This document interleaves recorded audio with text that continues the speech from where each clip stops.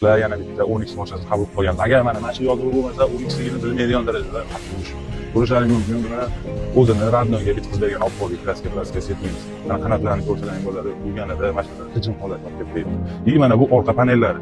Xullas rasvos chiqib ketgan, orqa qozonlarga o'tib ketgan. Mana bu taraf qanoti ham. O'zi buni sevib qolsang bo'ladi. Agar shu holatida kraska bo'lsa, bu kamida 1000 dollardan oshiq pul shunday uchib ketadi. Qaniyna mana mashinasi mashitda bo'lishi. Qo'llar nima bo'ladi? Bu joylarni hammasini kasbettirib beraman. Ko'rdilar urilgan holatni. Mana shu holatga keltirishimizga ro'parasi 10 kun vaqt ketdi. Endi ishimizni sifatini ko'ringlar. Boshqa olib ketishga ko'rsatib berdik. Endi qolgan narsasi egasiga berib olish qoldi xolos. Biz ham bu mashina kelganda qanotini panellar alishtirib olsak bo'lardi, lekin akamizni cho'ntaklariga foyda bo'lishi uchun sal o'zimizga ko'proq mehnat qildik. Xullas, bitgandan keyin ligirovkalari, tushdan ishini sifatini ko'rsatadigan narsa bu zazorlar. Mana xato kamchiliklar qilib berganmiz. Mabodo sizlarga vaziyat ko'p bo'lib bermoqda hech kim. Xuddi shunday sifat berdik.